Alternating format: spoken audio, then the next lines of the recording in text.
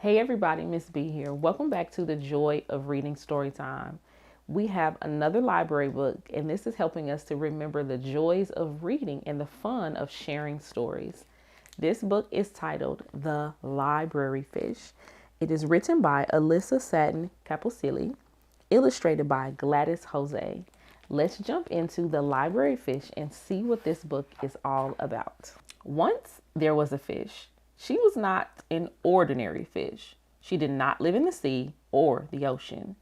She didn't live in a river or lake. In fact, when Mr. Hughes, the librarian, found her, he said, "I'm not quite sure where you came from, but if you love stories, you've come to the right place.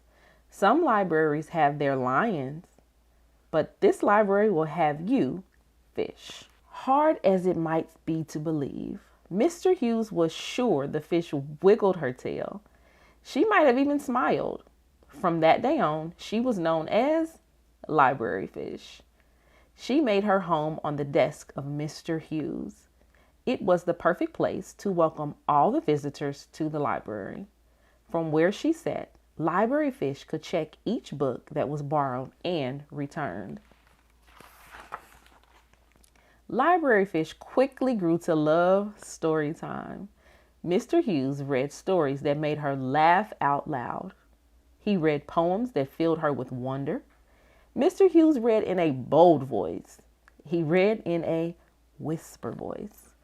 Library Fish met characters who were brave and kind, while others were daring, shy, or inventive. Library Fish learned about distant planets she might visit one day. Of course, Library Fish enjoyed an outing too. She loved days spent on the bookmobile. Winding through busy streets, Library Fish could feel the excitement of the crowd awaiting their arrival. Mr. Hughes made sure everyone found just the right book. He always chose something wonderful to read aloud too. Hard as it might be to believe, Library Fish was certain the bookmobile enjoyed a good story as much as she did. She could feel his engine rumble with joy. One morning, Library Fish awoke bright and early. She waited for Mr. Hughes to arrive for his usual "Good morning, Library Fish."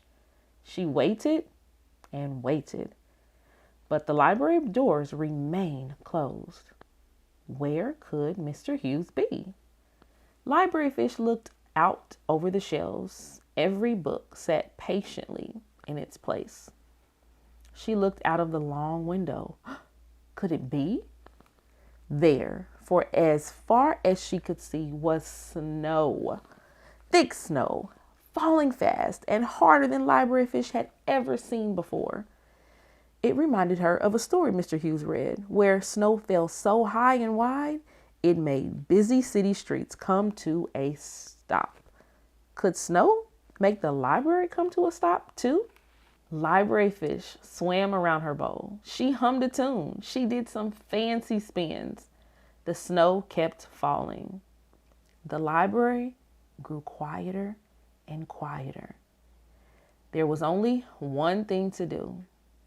"The library may be closed on the outside," said Library Fish, "but it's always open on the inside. There's a story waiting for me. I just have to find it." Library Fish jumped. She leaped. She wiggled. She didn't get far at all. She said. Library Fish remembered the story of a magic beanstalk. She reached and stretched. She climbed to the tip top of her bowl until she slid down with a plop. "Ugh," she sighed. "Maybe I can fly up, up, up and away like a superhero," said Library Fish. The thing was, she didn't have a cape. Library Fish looked out of her bowl. The moon peeked through the snowfall. "That's it," said Library Fish. "If a rocket ship can soar to the moon, maybe I can."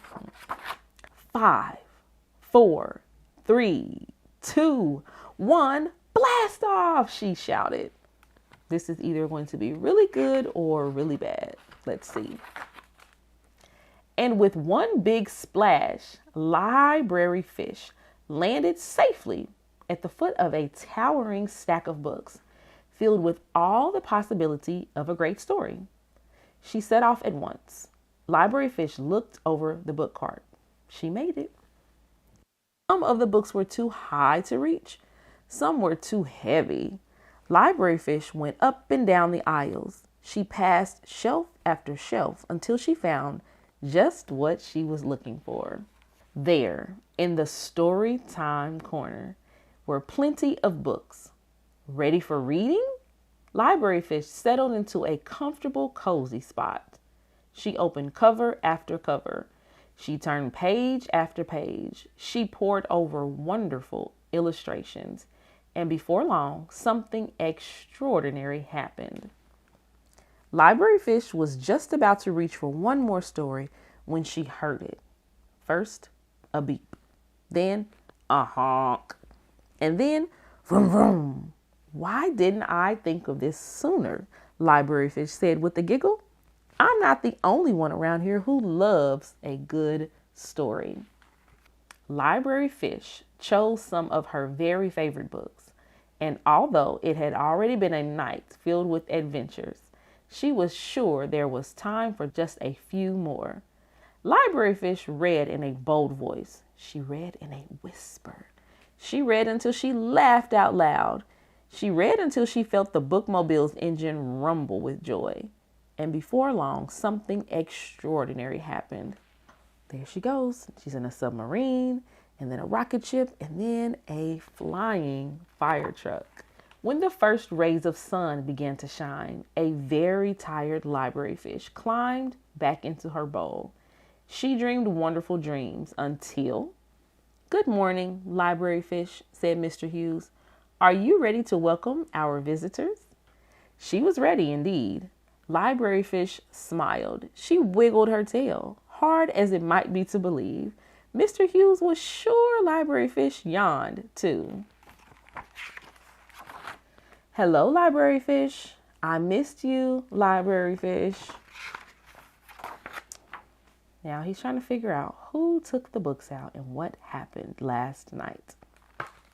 All right, so what did you guys think of the Library Fish? The library was closed, but the little fish and the bookmobile still had their very own adventure.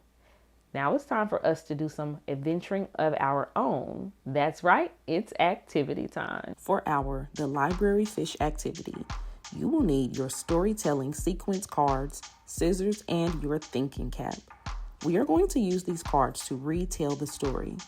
Make sure you pay attention to each picture so you can put them in the correct order. Use words like first, next, then, and last to help you retell the story. Have fun coming up with your very own unique way of giving the details to how the story unfolded. Use the video or book for reference if you need help. Here are some benefits to this activity. Enhance comprehension and narrative skills. Understanding and interpreting text improves critical thinking skills. Retelling stories helps students understand story structure, beginning, middle, and develop their storytelling abilities. Fostering creativity and social skills development. Retelling encourages creativity as students use their imagination to convey stories in their own unique way. Sharing stories with peers promotes collaboration and communication skills. Improved listening skills. Listening to stories and discussion promotes better attention and retention. Now it's time to say goodbye. See you later, alligator. Bye-bye, dragonfly. Take care, polar bear. Gotta go, buffalo. Good wishes, little fishes.